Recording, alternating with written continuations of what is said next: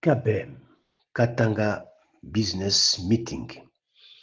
Il s'est tenu du 14 au 16 juin 2025 à Kolwezi, dans la province de Lualaba, la 6e édition du Katanga Business Meeting, KBM, un rendez-vous économique annuel devenu incontournable qui vise à favoriser les échanges de haut niveau, à promouvoir les investissements et à renforcer les synergies entre les acteurs publics et privés.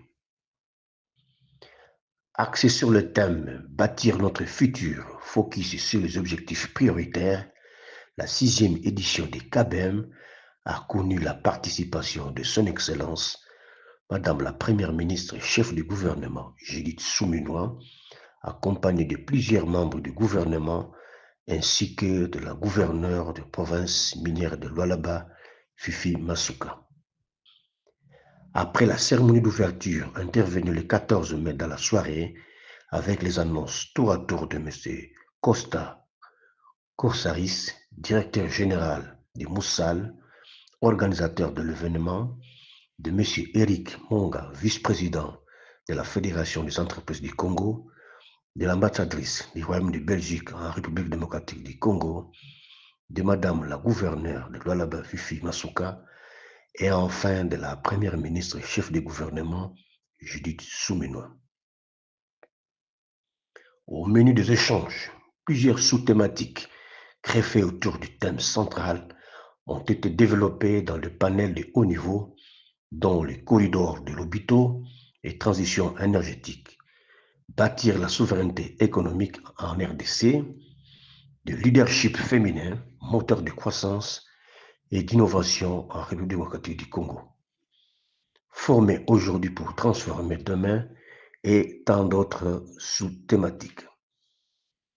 Le ministère des Mines, dans son rôle de régulateur du secteur, a répondu au rendez-vous à travers ses services et établissements, parmi lesquels la cellule technique de coordination et de planification minière CTCPM, du cadastre minier et tant d'autres services. Sans oublier la province haute de Lualaba, qui ont pris part à la table ronde organisée à cet effet, axée sur le thème « Mines responsables, principes volontaires, exploitation artisanale et traçabilité pour une gestion durable ». Invitée à prendre la parole, Madame Irène Litanga Sassa, experte chef département de l'artisanat minier et des carrières, représentant le coordonnateur en mission, a brossé succinctement l'état des lieux de l'artisanat minier en République démocratique du Congo, dans un contexte marqué par de nombreux défis à relever, notamment par un meilleur encadrement des exploitants artisanaux à travers le SAIMAP, pour éviter les conflits récurrents, dont l'envahissement du périmètre issu des droits miniers accordés aux entreprises minières. À l'issue de cette table ronde, une commission de suivi des recommandations présidée par le professeur Jean-Marie Kanda, conseiller principal du chef de l'État au Collège Mines et Hydrocarbures, a été mise sur pied. Nous devons valoriser l'exploitation artisanale par des programmes de certification et de formation pour les encadrer. Aujourd'hui, le code minier a été révisé pour permettre également d'encourager et encadrer cet aspect-là de l'artisanat dans les secteurs miniers. Nous ne pouvons pas considérer que tout ce qui est artisanal est donc mauvais. L'effort du législateur serait la création de vraies zones d'exploitation artisanale qui pourraient permettre ainsi de ne pas retrouver des illégaux sur les sites industriels. Je pense que la plus grande problématique serait celle-là. Comment créer ces zones d'exploitation artisanale où on pourrait encadrer et formaliser l'activité des différents artisanaux se trouvant actuellement sur les sites miniers en RDC. Bonjour Maman Irène. Bonjour Madame. Vous pouvez d'abord vous présenter? Oui, je suis Madame Irène Litanga Sassa. experte chef des départements artisanal, minier et des carrières à la CTCPM. Vous venez de participer à une conférence ici au Katanga Business Meeting. Est-ce que vous pouvez nous dire de quoi il s'agissait?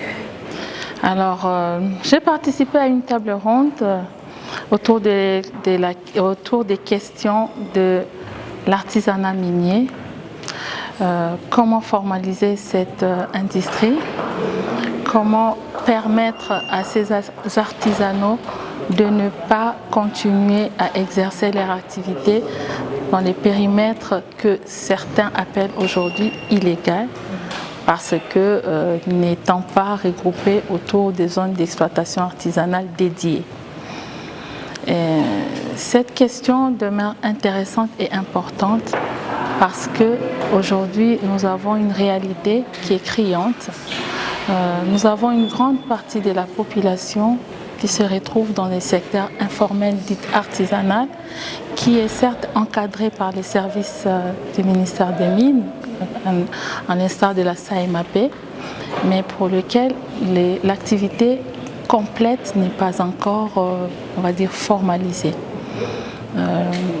C'était une table ronde avec beaucoup d'experts, on va dire, qui ont apporté, qui ont d'abord réfléchi sur des questions essentielles des survies de l'activité minière artisanale et qui ont soulevé des points et des suggestions visant à améliorer et à encadrer cette activité qui est aussi une grande partie des ressources minières, enfin ressources d'abord et un apport considérable pour le développement de notre pays.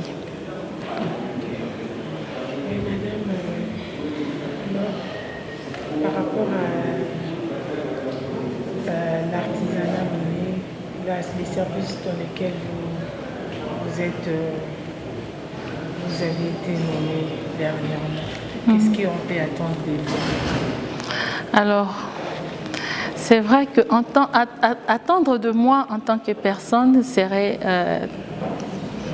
trop dire, mais attendre du service de l'artisanat minier au sein d'une structure du ministère des Mines, effectivement, nous avons des missions qui nous sont assignées, auxquelles nous devons apporter des solutions afin que le secteur artisanal ne soit pas ce qu'il est aujourd'hui. Les pouvoirs publics au travers de la CTCPM ainsi que des différents autres services œuvrant dans les ministères des Mines travaillent dans ce sens-là, en termes de vulgarisation de ce qui existe comme process, en termes d'accompagnement et également en termes d'encadrement des artisanaux afin que l'artisanat minier ne soit pas considéré seulement comme un travail qui n'est pas génératrice de revenus aujourd'hui. Madame, vous avez participé à la 6e édition de Katanga Business Meeting. Quelles sont vos impressions? Alors, Katanga Business Meeting m'a fait très bonne impression. D'abord par l'organisation elle-même, par les panels de haut niveau qui ont été tenus, par l'implication de tous les acteurs qui ont œuvré afin que cet événement se passe dans les meilleures conditions et aussi par le professionnalisme de tous ceux qui ont entouré cet événement. Merci beaucoup. Je vous en prie. La cérémonie de clôture est intervenue le vendredi dans la soirée par Son Excellence Madame la Gouverneure Fifi Masuka.